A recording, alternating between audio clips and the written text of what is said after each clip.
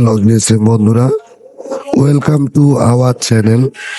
তো জিএসএম বন্ধুরা, আমার হাতে দেখতে পাচ্ছেন কিপ্যাড একটা মোবাইল। এই ফোনটির প্রবলেমটা কি, যখন চার্জে লাগানো হয় চার্জ দেখায় কিন্তু চার্জ জমা হয় না ব্যাটারিতে। তো আমি যদি আপনাদের এই বিষয়টা একটুখানি ক্লিয়ার করে দেওয়ার চেষ্টা করি, যে আমি এটার ভোল্টেজটা চেক দিব।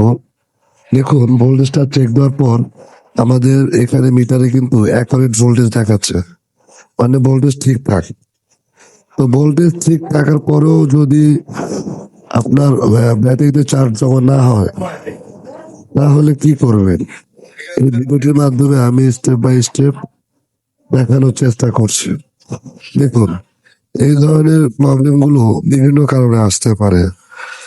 যদি চার্জিং আইসির সমস্যা হয়, সেক্ষেত্রে প্রবলেমটি আসতে পারে, অথবা নতুন চার্জিং পিন চেঞ্জ করলে ভালো করে সোল্ডারিং ঠিক মতো না করার কারণেও এটি আসতে পারে।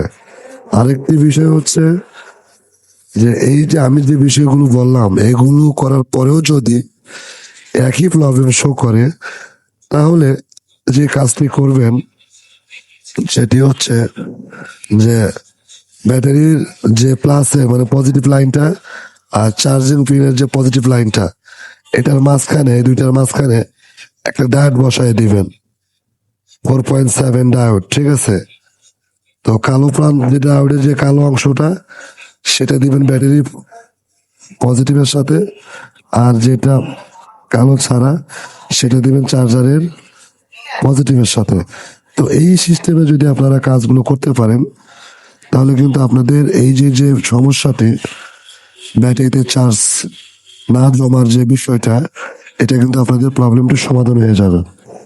তো আমি এখন যে ফোনটি কাজ করছে, এই ফোনটিতে যে প্রবলেমটি আমি দেখতে পাচ্ছি, এই ফোনটির প্রবলেম হচ্ছে কি, ফোনটিতে নতুন হয়তো বা চার্জার পিন চেঞ্জ করা হয়েছিল, এখানে অনেক ময়লা ছিল, আর ভালো করে সোল্ডারিং করা হয়নি। তো আমি এটাকে সুন্দর করে সোল্ডারিং করে লাগাবো, আশা করি আমাদের প্রবলেমটি সমাধান হয়ে যাবে। যদি এইভাবে সমাধান না হতো, তাহলে একটা জিনার ডায়োড লাগাই দিতাম, যেটা আমি একটু আগে আপনাদেরকে বললাম। তো আমার গলাতে সমস্যা, যার কারণে আমি আসলে ঠিক মতো ভিডিও পোস্ট করতে পারছি না, আমার কথা বলতে অনেক কষ্ট হয়। আমার এই ভিডিওটি যদি আপনাদের ভালো লাগে, সবাইকে বলবো লাইক অ্যান্ড শেয়ার, সাবস্ক্রাইব করে দেওয়ার জন্য। মোবাইল ডক্টর ভিডিও প্রতিনিয়ত আপনাদের মাঝে সুন্দর সুন্দর ভিডিও দিয়ে যাচ্ছে, ইনশাল্লাহ আগামীতেও দিবেন।